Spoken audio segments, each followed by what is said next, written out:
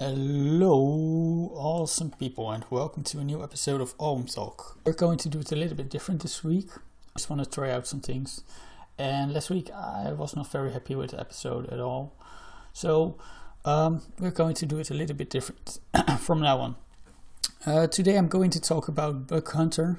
I will also let you hear some of their music. I'm not going to show you every song, because if you want to hear the full album, just go check them out on Spotify or on Deezer or other music platforms that you can listen to. And so for this episode, I'm only gonna let you hear 3 songs. Maybe not full, but at least a good portion of the song that you have an idea of what it is. So we're going to start with who is Bug Hunter, because that's important to know before we're going to do a review. So they are a Seattle-based project by Cody Hunter, also known as Bug, and he's the lead singer of the band. And they made a first album in 2017 called Torn Between a Couple, and their first album and the first single was recorded in the closet of Bug, Bug's place, I guess. And they wanted to go on tour, and I was not sure. I was reading this on Spotify, and it was not clear to me over they did a Kickstarter for their album and the tour, or only for their album, because I've read they did a Kickstarter so they could do another their second album, what is the Rough Draft, and record it in the studio. That studio is One Shot Studio in Williamsville. And they reached the goal that they wanted, and so they could make their album. Also interesting to know maybe is like, who is the band? Like, we know Cody, or Bug, is the lead singer and he writes the lyrics, but we have also Mohammed Hussein, who plays the guitar, Marcus Alcantara, sorry if I butcher your name there, drums, and we have Jesse Galloway for the bass. So it's a small band, but super impressive what they can create. I also need to mention Stephanie May and Elena Loper of Jarvis House, and they did the harmonies in one of the songs. And Serena Chang of Happy Heartbreak for the cello. You will hear that later in the episode, but it's amazing. It's really amazing. So I just want to go to the album right now and show you some of their music platforms, like their Bandcamp, their Spotify, and their website. And I will let you hear some songs and talk a little bit more about their songs. So before going to their Spotify or Deezer, I also want to show you that they have their own YouTube channel. So they, like I said, they were going on tour this year, and I think in December they are just a gig.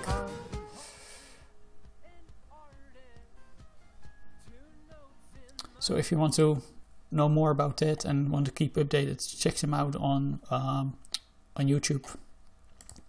They also have a Bandcamp, also worth mentioning. The album is only $9, so that's not expensive at all. And for the $10 you have the CD, old school. So you can also hear all the songs here. They have some websites with a bio, I think. Yeah, all right. So there's a little bit of backstory here. Media, where you can listen to some of their songs. Dear McCracken, The Key of Being Lonely, and Slow Burn. This was their first album, by the way.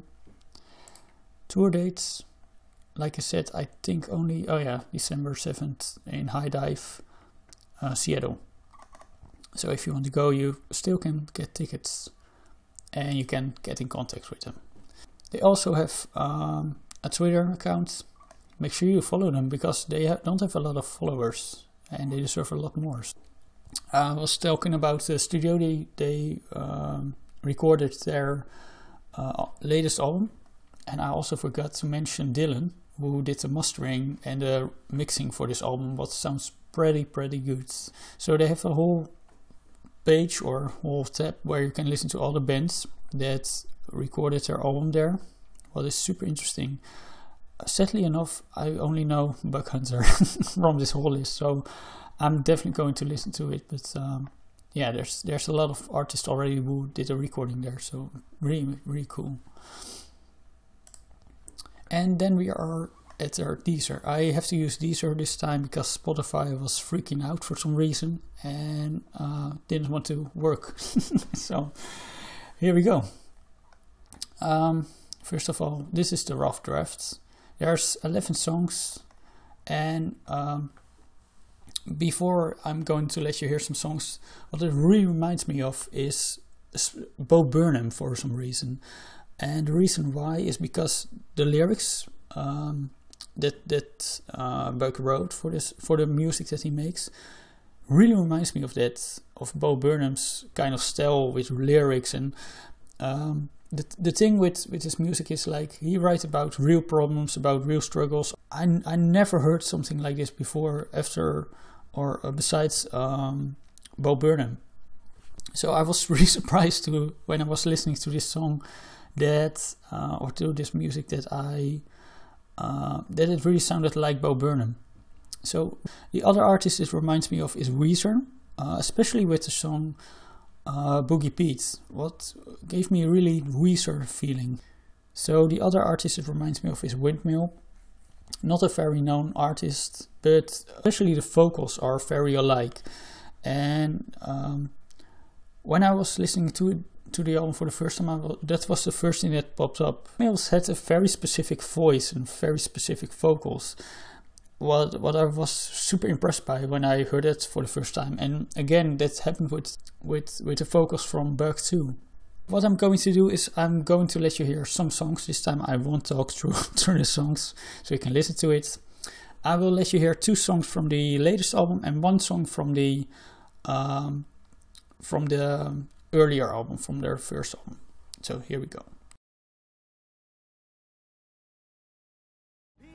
Teacher, don't you act so stressed, 'cause when I leave my mom will cut your check. We all get what we want, except my mom. If the story could fast forward, I would smash that button now.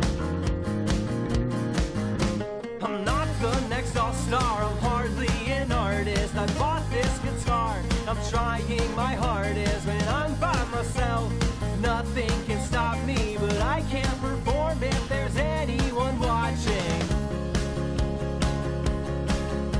When I hit play, I'm still my mom. When she told me I should share, I have trouble telling anyone my fears. I'll never be the best at anything, no one will know my name. It's a silly thing, but I'm still afraid of living a life from start to end. And then I'm missing, forgotten when I'm dead. And now I'm wishing I had heard her when she said, love you, child, you're my own. Damn those standards, you're not those. And you're not judged on what you make. The man you are's the boy I raised. Slow down, we can talk it out. We'll backtrack, relax, and we'll track it down. Now I carve out a space for this, to hold a job and have a hobby as expensive as it is. My neighbors all complain about the noise I make. I pipe down and I haven't made a peep though, but I found my voice in this random noise. So sit back now and welcome to the peep show. I've been making up words at the top of my lungs, at the tip of my tongue. Ease up and leave me some. Yeah, I've been making up words, 'cause there aren't any more. One twist from the sounds of it, I've missed half the point, but I got the gist. Now I know what my next step is. Find the perfect words. The lyrics of the songs are situations that are real and relatable, and you can hear this in every song. What reminds me of Bo Burnham. It can be real, but it's still brought with some humor in some way, and it's relatable. Turn something awkward like in something that happens to all of us. And I was super impressed by hearing that. Like, so many artists try to to do that, and some of them are very successful, like Bo Burnham, for instance. Sorry, I keep mentioning, but it really reminds me of it. And I hear this with Bug Hunter too. What I also noticed was like the singer, like Bug, has a very calm, clear voice, and I said it already, but he sounded like Windmill, the other artist that I was talking about, and it's almost like he's telling stories of his own life, but mixed with music, and it's super impressive that that you can do that. And I was listening to this album, and I found some relatable things that I was like, you know, like I know that feeling, and I had that with some of the songs, like with Listen to Your Mom and Piano Teacher, or some things that I was like, oh yeah, that's kind of recognizable. I also want to give some honorable mentions to some of the other songs.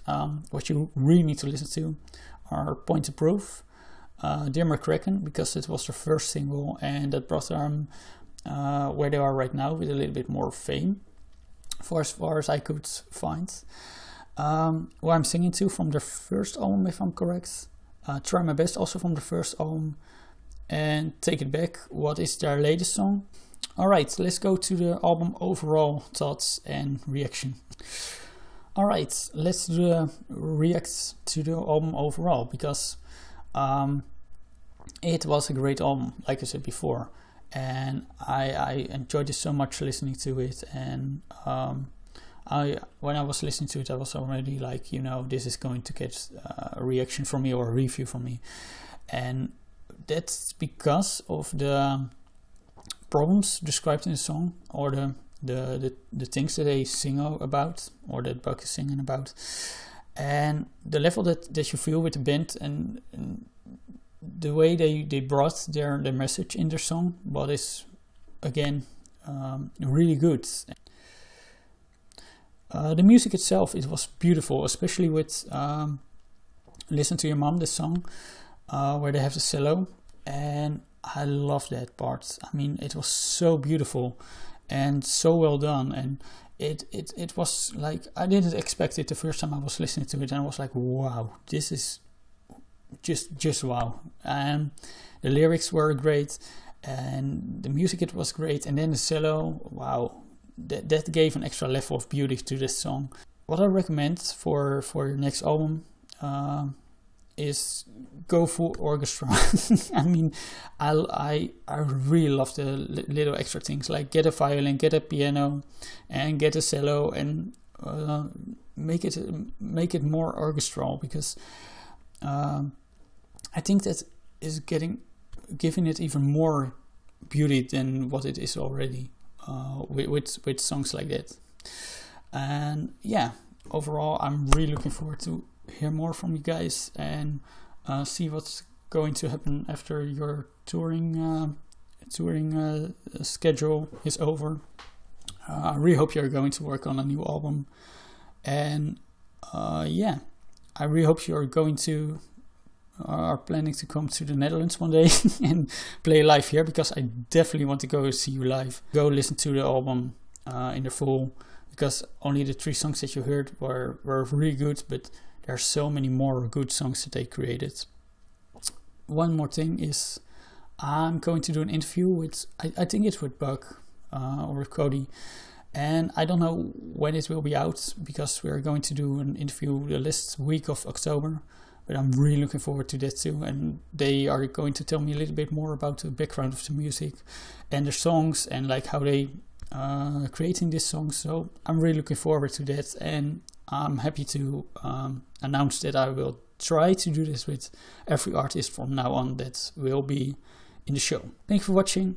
I will see you in the next one. Bye bye. Twist from the sounds of it, I've missed half the point, but I got the gist. Now I know what my next step is. Find the perfect words if they exist. Is it worth